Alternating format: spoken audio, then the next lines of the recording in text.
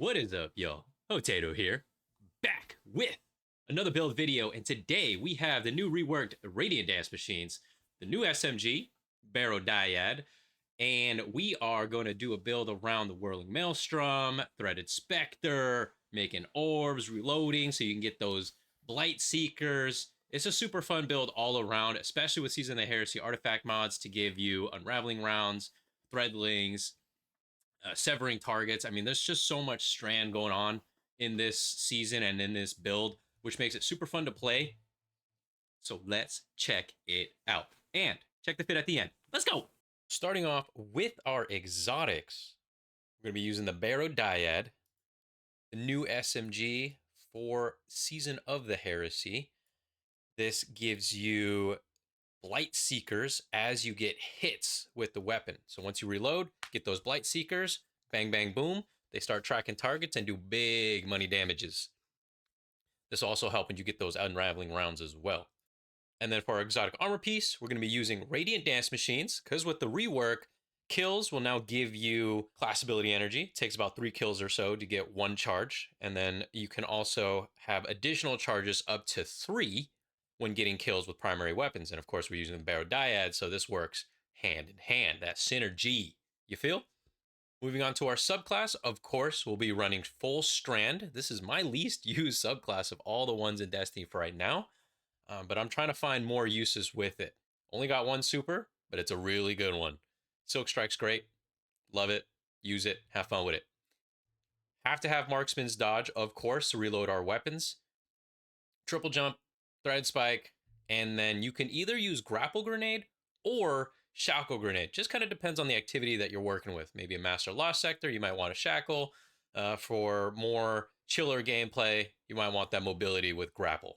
For our aspects, we're going to be running Threaded Spectre to get our clone, because we're going to be dodging a lot. We're going to have a lot of clones. They're going to be a lot of fun. Keeps you alive a little bit longer as well. And then we're going to be running Whirling Maelstrom, because we're going to have a ton of tangles being created. Pretty much on cooldown is always going to be a tangle. Sometimes you get 2, 3 Whirling Maelstroms running at the same time. For our fragments, I found that with my playstyle, I like running Thread of Ascent, because I will be using my grenade a lot. Helps with the stats as well. And with Radiant Dance machines giving extra weapon handling and stability and all that fun stuff, Thread of Ascent is also going to tie into that as well, giving you extra weapon enhancements. We'll have Thread of Warding. That's a must to also have that damage resistance going on with Woven Mail at 45% damage reduction on Orb of Power pickup. And we're going to be creating a lot of orbs, as we'll see once we get into the armor pieces. Well, Thread of Propagation next, because this is almost an on-demand Unraveling Rounds. So once the Season of the Heresy is over, we may lose some artifact mods, but this one will guarantee Unraveling Rounds on a melee final blow. And Threaded Spike is nice. It hits multiple enemies, does good damage. You'll love it. And then last but not least, Thread of Generation. High ability uptime. We're doing lots of damages anyways. Might as well get something from it. Get that grenade energy. So either using Shackle or Grapple, can always swing around or suspend a lot of targets. If you're feeling some of these mods or fragments not up to your playstyle, you can actually replace some of these, like say Thread of Ascent. You can use maybe Thread of Isolation if you're hitting lots of precision hits. And then you can also use Thread of Continuity to enhance the duration of that suspend with the Shackle Grenade or the Unravel and Severing that we're going to be doing all over the place. Moving on to our armor pieces. So for our head, we're going to make sure to have Harmonic Siphon. We'll be getting lots of kills with our SMG, perhaps a heavy ammo finder or a special ammo finder, depending on which one you're using, and then Dynamo is going to be a must.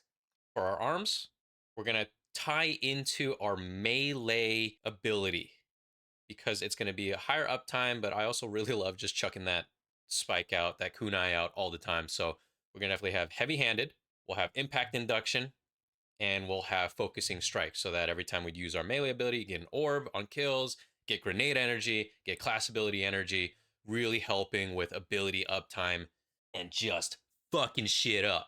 For our chest, damage resistant mods depending on activity, you know the deal. And then for our Radiant Dance machines, we're going to be using for sure recuperation. I never take this off ever. I always have recuperation on. And then going back to the melee generation, we're going to have invigoration and then absolution as well. You can also use a scavenger mod. You can also use a surge here, up to your discretion. For our class ability, 2 must-haves are powerful attraction to pick up those orbs of power when we dodge, and then Reaper to create more orbs of power. So here in our armor mods alone, we have 3 avenues of creating orbs of power. And then if you can afford it, put on an outreach or a bomber, either one, but I prefer outreach just for the extra melee regeneration. For our armor, we're going to make sure to have tier 10 resilience, that's a must, and then tier 10 discipline. Because I'm a hunter, I always do tier 10 mobility when I can, but with Radiant Dance Machines, it's not nearly as important. So if you want to tie into something else, I would suggest strength to get your threaded spike back as quickly as possible. But I'm a hunter through and through, so hunter mobility always. As for our artifact mods, the 2 must are the strand artifact mods for Season of the Heresy. We have Unraveling Orbs, pick up that Orb of Power, or Tangle, which we're going to have a lot of. Either one gets you Unraveling Rounds. Of course, the boost, then you can do extra damages, you feel?